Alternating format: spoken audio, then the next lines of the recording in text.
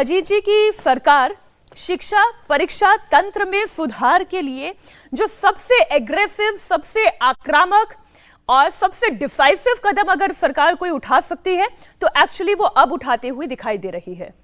बिल्कुल, ये बात ठीक है। इसके पहले जो कानून बना था वो कानून 2024 में बना, फरवरी में, हमको जहाँ तक ध्यान आ रहा है बजट सत्र में पेश किया गया था उसको, और उसी में वो पास भी हुआ था, जून में लागू भी हो गया था। लेकिन उसी साल फिर नीट यूजी का पेपर लीक हो गया और कई जगह परीक्षा केंद्र मैनेज होने की खबरें आई। तो ये 24 में ही हो गया दोनों चीज़। अब कानून बना उसके बाद ये हो गई, तो तभी से ये लग रहा था कि उस कानून में कुछ बेसिक चीज़ों को बदलने की ज़रूरत है, कुछ और ऐसी चीज़ें ऐड करने की ज़रूरत है जिनसे उसको ज़्यादा सख्त बनाया जाए और इस पर रोक लगाई जाए। तो अब वो चीज़ें ऐड की गई हैं इस 2026 का जो अब आज पेश होगा, जिस पर चर्चा होकर के उसको कानून बनाया जाएगा। तो वो एक पहलू है, पेपर लीक से जुड़ा हुआ है, पेपर लीक रोकने के लिए। उसके पहले हम लोग जो लगातार जो स्ट्रक्चरल रिफॉर्म्स की बात कर रहे थे उसके लिए भी एक जो पहल हुई है वो बड़ी इंपॉर्टेंट पहल है। टास्क फोर्स जो बनी है नंदन नीलेकणी के नेतृत्व में, जो हाई पावर्ड टास्क फोर्स बनी है, वो स्ट्रक्चरल रिफॉर्म्स की बात करेगी। सर, पीसीआर डायरेक्टर उस टास्क फोर्स की पूरी तस्वीर हमारे दर्शकों के सामने रख दें। और हाई पावर टास्क फोर्स है, सरकार पेपर लीक के खिलाफ संसद में कड़े कानून वाला बिल तो ला ही रही है, वहीं प्रधानमंत्री नरेंद्र मोदी ने एक बार फिर एक वीडियो संदेश जारी करके हाई पावर टास्क फोर्स गठन का ऐलान किया। अब इसमें कौन कौन है वो आप देख लें। नंदन नीलेकणी की अगुवाई में 6 सदस्यों वाली ये कमेटी है जो सरकार को पेपर लीक रोकने के सुझाव देगी, साथ ही परीक्षा में पारदर्शिता के तरीके बताएगी। इसमें नंदन नीलेकणी है, वो मुखिया हैं। इसके अलावा आईआईटी मद्रास के डायरेक्टर, पूर्व शिक्षा सचिव, लॉजिस्टिक एक्सपर्ट, ये तमाम इंपॉर्टेंट नाम इसमें शामिल है, जिसमें इसरो के पूर्व चेयरमैन का भी नाम, एस सोमनाथ का नाम, और तपन टेका जो कि आईबी हेड रह चुके हैं, उनका भी नाम शामिल है। बिल्कुल, तो ये कमेटी ओवरऑल एक बड़ी कॉम्प्रिहेंसिव सी कमेटी है। अलग अलग तरह के वेरिड एक्सपीरियंस वाले लोग हैं, एजुकेशन के एक्सपीरियंस के लोग हैं, लॉजिस्टिक्स के, जो इंटेलिजेंस के लोग हैं, और जो एजुकेशन से जुड़े लोग हैं। ये इनका एक्सपीरियंस इसमें कैसे काम आएगा ये देखिए। जो आईआईटी मद्रास है, जो जेई की परीक्षा होती है एडवांस की, वो कोई ना कोई आईआईटी कंडक्ट करता है, और आज तक देखिए कितना स्मूथली वो हर बार परीक्षा होती है, उसमें भी लाखों छात्र अपियर होते हैं। तो उन सब के एक्सपीरियंस इसमें इस काम आएगा। और सरकार की एक इस बात का ध्यान रखिए, इस बात के लिए कई लोग आलोचना भी कर रहे हैं, लेकिन कोई पूर्वाग्रह सरकार ने नहीं दिखाया नंदन नीलेकणी को चुनने में। वो कांग्रेस पार्टी के नेता हैं, कांग्रेस पार्टी के टिकट पर 2014 का चुनाव लड़े थे, और जो यूआईडीएआई अथॉरिटी है, जो आधार की अथॉरिटी, उसके चेयरमैन थे, वो कैबिनेट मिनिस्टर का दर्जा था, टेक्नोक्रेट है। और वो क्रांति थी, एक क्रांति थी। आज हम लोग जो जैम, प्रधानमंत्री बार बार कहते हैं कि जनधन खाता, आधार और मोबाइल, ये जो आधार से लिंक कराने के बाद हम वही जैम होती है ना, जैम कहते हैं, जनधन खाते हैं, आधार है और मोबाइल है, जो डायरेक्ट बेनिफिट का ट्रांसफर करा रहा है, जो डीबीटी के लिए, उसकी क्रांति इन्होंने की है। तो ये इनका जो एक्सपीरियंस है, इसके बावजूद सरकार ने इन पर भरोसा किया। और ये पहली बार नहीं है, इन्फोसिस को ही सरकार ने इनकम टैक्स डिपार्टमेंट का नया जो पोर्टल बना है, नया जो डिजाइन हुआ, उसकी भी जिम्मेदारी दी थी, और वो थोड़े ग्लिचेज के बाद बहुत ही अच्छा काम कर रहा है।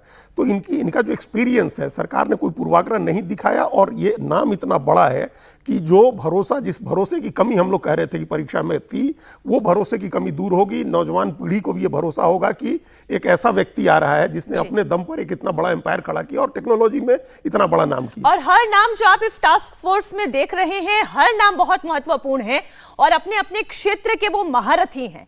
पेपर लीक को लेकर प्रधानमंत्री नरेंद्र मोदी ने तीसरी बार वीडियो जारी किया, और इस बार उन्होंने अपने वीडियो में क्या कहा वो आप सुनिए।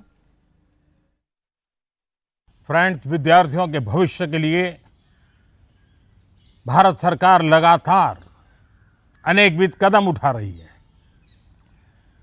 जिन लोगों ने विद्यार्थियों के भविष्य के साथ खिलवाड़ किया, वे जेलों में सड़ रहे हैं। हमने फास्ट ट्रैक कोर्ट बना चुके हैं।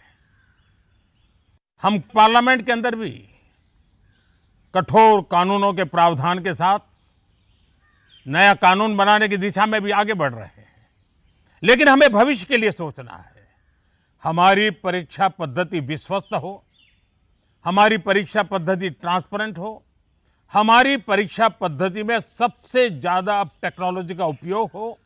इन सारी बातों को ध्यान में रखते हुए विश्व प्रसिद्ध टेक्नोलॉजी एक्सपर्ट श्रीमान नंदन नीलेकणी जी के नेतृत्व में एक हाई पावर टास्क फोर्स बनाने का निर्णय किया है, जो एग्जामिनेशन रिफॉर्म की तरफ फोकस करेगा और जल्द से जल्द आने वाली परीक्षाओं की विश्वसनीयता को सुनिश्चित करने का काम इसके रिपोर्ट के आधार पर कर दिया जाएगा। बहुत बहुत धन्यवाद।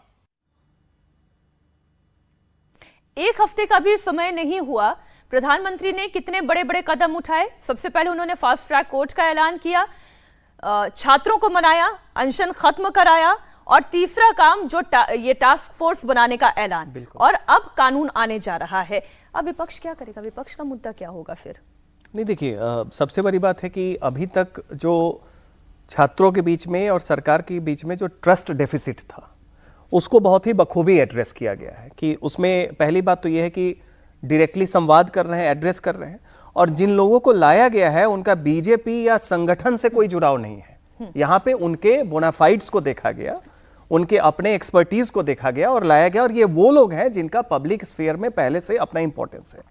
तो इस नाते विपक्ष अब परीक्षा पद्धति पे, पहले जो हुआ सो हुआ, लेकिन अब सवाल है कि आगे जिस तरह के स्ट्रक्चरल रिफॉर्म की बात यहां भी हम लोग कर रहे थे, और हर कोई चाहता था कि इसमें आप एक स्ट्रक्चरल रिफॉर्म करें, नीजर्क रिएक्शन ना करें। तो इसमें निश्चित तौर पे केवल आईआईटी का और बाकी अनुभव ही नहीं, पूरे बाकी कंट्रीज में भी, यूएस वगैरह में जो एग्जाम सक्सेसफुल हो रहे हैं, तो वर्ल्ड में जो बेस्ट प्रैक्टिसेस हैं उनको लाया जा रहा है, और वो टाइम बाउंड लाया जा रहा है। इस मुद्दे पे विपक्ष सरकार को नहीं घेर सकता। अब विपक्ष के घेरने की तैयारी कहीं और जा रही है, जो राहुल गांधी जी के लेटर में दिख रही है कि भाई आपने पेलेट गन्स कैसे यूज किए, लेथल वेपन कैसे यूज किए। तो अब उनका जो उन्होंने गृह मंत्री अमित शाह को पत्र निश्चित तौर पे कम से कम इस मामले में एक छात्रों के नजरिए से देखें तो ये कदम देर आए दुरुस्त आए वाली कवायद है, और ऐसा होना चाहिए था पहले, लेकिन अब हो रहा है। तो निश्चित तौर पे मान के चलिए कि सबको उम्मीद है कि अगर ये सफल हो गया तो भारत की परीक्षा प्रणाली विश्व स्तर पे सबसे उत्कृष्ट ढंग से होने वाली परीक्षाओं में एक मानी जाएगी। अखिलेश यादव कुछ कह रहे हैं, वो दर्शकों को सुना देते हैं। ये टास्क फोर्स और इतने बुद्धिजीवी लोगों को, और ये पहले से बुद्धिजीवी लोग रहे हैं सदन में, या उन्होंने बहुत अच्छे स्थानों पे काम किया है, सरकार आज क्यों बना रही है? 2014 में क्यों नहीं बनाया? और अगर जो 2014 से बने होता तो देश हमारा विकसित और जल्दी हो गया होता। अभी इंडिया गठबंधन के लीडर्स की बैठक है, मेरी जानकारी में नहीं आया है अभी बैठक के बाद आपको बता देंगे। एक और सवाल है, ओवैसी कह रहे हैं कि समाजवादी पार्टी दरवाजा खोले उनके लिए उत्तर प्रदेश में, वो आना चाहते हैं, बाद में पछताएं नहीं। आप दरवाजा नहीं खोल रहे हैं? क्या चीज? बाद में पछताएं नहीं। किसी से उलझो मत, किसी से उलझो मत, किसी से उलझने की जरूरत नहीं है। जो रास्ता हम लोग चल करके आ रहे हैं उसी रास्ते पे चलेंगे। पीडीए, सामाजिक न्याय के राज की स्थापना, संविधान के तहत हक और सम्मान दिलाना, उसी रास्ते पे हम लोग चलेंगे। और अभी बीजेपी को हराया अभी हम लोगों ने। अभी जो गठबंधन है, जिस गठबंधन में हम सब लोग हैं, अभी तो बीजेपी को हराया, और कितनी महत्वपूर्ण सीटें हराई हैं।